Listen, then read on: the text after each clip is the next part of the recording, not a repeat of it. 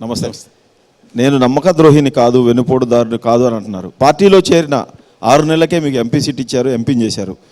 పార్టీలో చేరి ఎంపీగా గెలిచిన మీకు పిలిచి ఎంఎస్సి ఇచ్చి డిప్యూటీ సీఎం చేశారు. మీకు ఎమ్మెల్యేని చేశారు. మీ కూతురికి ఎంపీ సీట్ ఇచ్చారు. ఇదేంటి నమ్మక ద్రోహం కాదా? ఇది వెన్నుపోటు కాదా? వాస్తవంగా 2013లో నేను అప్పటి టీఆర్ఎస్ పార్టీలో చేరాను.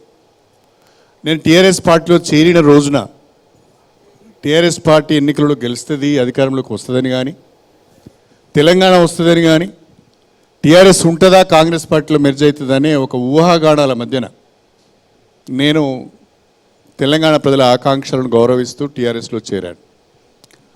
నాకున్న ప్రజల్లో నాకున్న సానుకూలతను బట్టి నాకు ఎంపీ టికెట్ ఇచ్చారు. మీ అందరికీ కూడా ఒక విషయం చెప్పాలనుకుంటున్నాను.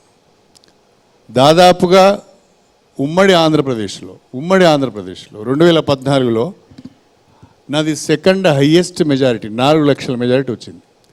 నా పట్ల గుడ్విల్ ఉంటేనే ఆ మెజారిటీ వస్తుంది తప్ప ప్రజలలో కాస్తో కూస్తో మంచి పేరు ఉంటేనే వస్తుంది. అందులో అది ఎస్సీ రిజర్వ్డ్ కాన్స్టిట్యున్సీ. నేను పెద్దగా ఖర్చు పెట్టింది కూడా ఏం లేదు. అయినా కూడా బ్రహ్మాండమైన మెజారిటీ నాకు వచ్చింది.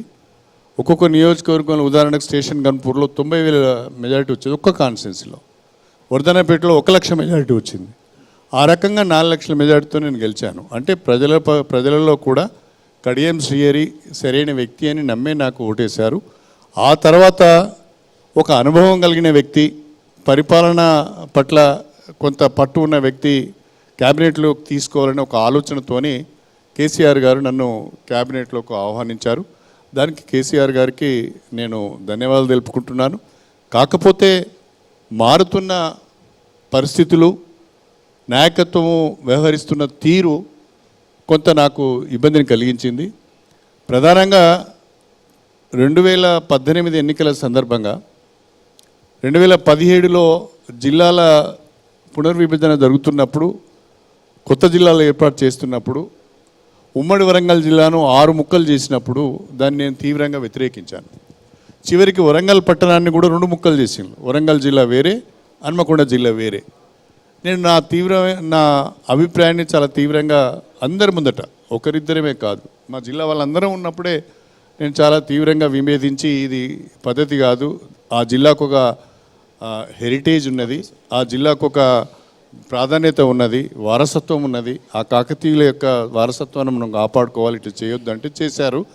ఎప్పుడైతే నేను వారిని ఆ విషయంలో తీవ్రంగా వ్యతిరేకించానో ఆ రోజు నుంచి నన్ను పక్కన పెట్టేశారు. సరే, ఇన్ని మంచి గుణాలు కలిగిన మీరు విలువలతో కూడిన రాజకీయాలు చేస్తారనే పేరు ఉండేది. కానీ మరి ఇంత విశేష అనుభవం కలిగిన వాళ్ళు నైతిక విలువలకు ఎందుకు తిలోదకాలు ఇచ్చారు సార్? నైతిక విలువలు తప్పకుండా, నైతిక విలువలతో పాటుగా ప్రజా అభిప్రాయాన్ని కూడా మనం పరిగణలోకి తీసుకోవాల్సి వస్తుంది. అంటే ఒక పార్టీలోకి వెళ్ళడం ప్రజాభిప్రాయమా?